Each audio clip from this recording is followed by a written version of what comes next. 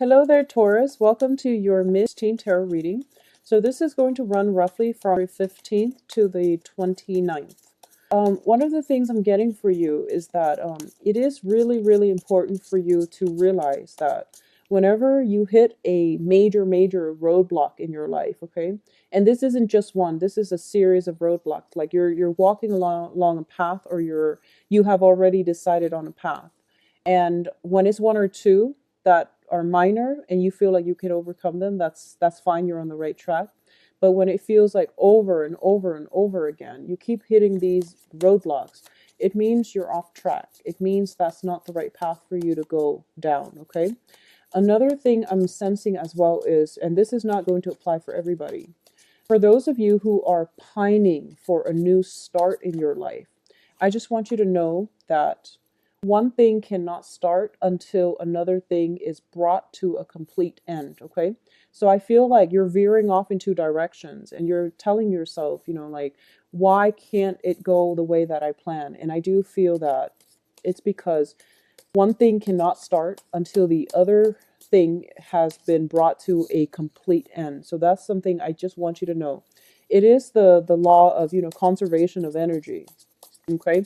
You can't divert too much of your energy. You have a finite amount of energy, and you can't divert it into different things and have them happen concurrently. It just doesn't work that way. One thing needs to end in order for the other to flourish. Otherwise, you are siphoning off, or your energy is being dissipated as you divide up your energy and not concentrating it into one place and allowing that to thrive. So that's just the way I'm sensing, when I was shuffling the cards for you. Let's see what is in store for you here. So the first card I have out here is the Seven of Swords. And the Seven of Swords is in the reverse position. And it usually indicates, cheating, lying, some type of indiscretion, some type of actions that was not very honorable has been basically revealed. When it's in the reverse position, it means it came to light, and it's coming either from you or from another person. But I definitely feel some major revelation has recently happened. Okay, what's crossing it here is the Moon card, and the Moon deals with confusion. It deals with a place where we don't really have all the information, and it also deals with a situation where, yes, it happened. There were still a lot of unanswered questions. So you're trying to sift through this, and you're trying to find a way to do this, okay? I'm going to pull out more cards, mainly because I want to know which direction it's headed in before I can, give more information on this situation for you. One of the things that I do feel is that for a lot of you, you're at a major junction right now. And whatever you do, I feel as if you can't really backtrack anymore. Okay, so it's like you hit a fork in the road, and you can take one route or the other. But what you decide to do, it's going to mean that you can't go back, and you can't backtrack and take the other route if things don't work out. So it is really important for you to end one thing and start another. Otherwise, you are going to be pretty much getting yourself into, sticky situations, or even not progressing anywhere. So try to think about where you want to divert all of your energy and go ahead with it. Okay, so that would be the important thing moving forward into the future. So let's talk about this situation. What I'm getting here in the recent past, this is the Four of Cups. And the Four of Cups is usually opportunities that are coming through for us. And when it's the Four of Cups, it's one of those things where we don't feel as if the opportunities are completely to our advantage, and we don't feel as if they meet all their requirements that will make us happy. So as a result, we kind of just sit there and wait and not make a move on any of these options, okay? For a lot of you, it can be in the work sense. I do feel for a lot of you, it might be in a work situation, or for a lot of you who have recently started dating, it could just be partnerships, okay? It could just be like romantic partners, or people that are showing interest, but you're not really ready yet you don't feel like they meet your requirements, or you don't feel as if this is basically not going for it, and you have assumptions that it's not going to work out. So I do feel for a lot of you, you are socially dating. You're socially dating a lot of people potentially, or you're in a situation where you're ready to date and you're getting out there, but you're realizing that, you're not feeling at your best and not feeling as completely comfortable in your own skin just yet. So what's bringing you here is the Seven of Swords. And the Seven of Swords, this is residual energy. I do feel for a lot of you, you've been hurt. I do sense that for a lot of you, you've been, either dealing with somebody who was not upfront with you. And I feel that the actions, yes, it hurts, but more than anything, it's hurting your self-esteem. It's hurting your self-esteem, or it has hurt your self-esteem, and you're still recoiling from this, and you're still trying to move past it. And one of the reasons that's making it very difficult for you to move on is because I feel like if you have been cheated on, for example, or if someone in your environment has lied to you and they have gotten caught, I feel like there were still a lot of unanswered questions. So, it might be one final act that exposed them for who they are. But I do feel that along with it, it made you, think back at all the things they've said to you. And you're thinking to yourself, was it all a lie? What is innately wrong with me where they couldn't be honest with me and things like that. So it is hurting your self-esteem a little bit, and it is hurting your ability to as well trust in other people and to move past it. So I feel like a lot of you are hitting this major, major brick wall where you want answers and you want some type of um, full disclosure as to what exactly happened, and how can I move past this. And I'm going to say that it's not satisfying, but the outcome is very good. The outcome looks very, very good to me. So let's talk through this situation first. What's crowning this reading is the Magician. And when it's in the reverse position, you were dealing with someone who was very, very manipulative. Okay? This is somebody who is potentially the bachelor or the bachelorette, and they had no intention of settling down. They had no intention of building a life or a future with another person. In the reverse position, this is somebody who is very charismatic. They are very smart, very charismatic, intelligent, eloquent, persuasive as well. And they put on, quite a show. And when it's in the reverse position, I do feel that for a lot of you, this is the energy of another person that is coming into the mix, where they're the ones that might have deceived you. Okay. And you're kind of, what I feel happened was that I feel almost as if, you trusted that person a great deal. This news came to light, and now you don't even know what you trust anymore. You don't even know if you can rely on your own instincts anymore. So it is hurting your self-esteem, I feel like, in a very deep-rooted way. Everything you thought you believed in, I feel like, has been taken out from under you.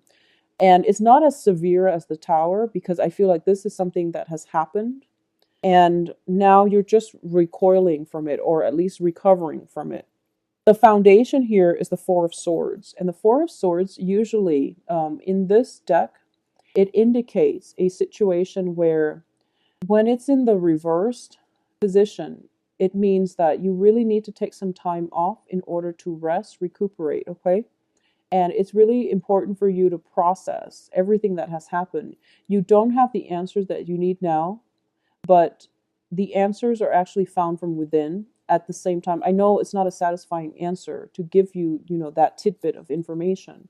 But what I do feel is that a lot of the times when someone has cheated or lied to us, we want to know, the ins and out of that entire story. We want to know how, when, with whom, what exactly happened, how many times. We have all these answers that we need. We have all these questions that we need answers to.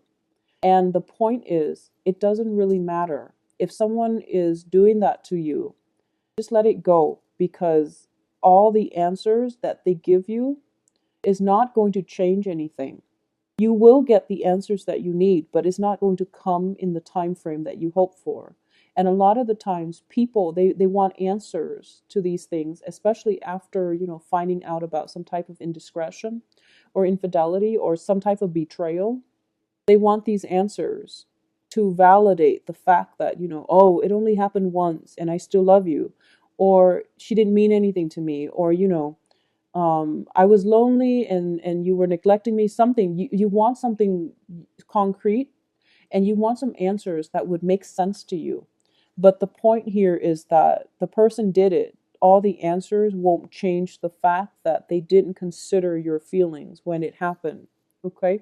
So that's the takeaway message here. All the answers in the world cannot repair a situation. And even though we all want answers so that we can properly move on, the pain comes from, internal to us. So it is really important to sit with ourselves and try to mend that first in order for us to move on. And then when we finally get the answers, that's when it's going to be a little bit more meaningful, because getting the answers now, it won't change anything. It won't change the fact that it happened. Okay. So I'm very sorry for this, Taurus. And I feel like even last year too, the last week, the last 2 weeks of are always about, a lot of disappointment, because people hype up day, and then when it doesn't go the way they want, things are things just become, like a quagmire, and it's hard to dig ourselves out of it. Now, in terms of what's coming in for you, is we have the Queen of Swords, and the Queen of Swords is an air sign. So this is Aquarius, Gemini, and Libra. This is potentially somebody that you're dealing with. For those of you in, romantic relationships, this is the energy of a person who is, I feel like, a little bit jaded and bitter, and who's not very, she or he is not ready to reveal their feelings. Okay, this is also a card about holding back the truth.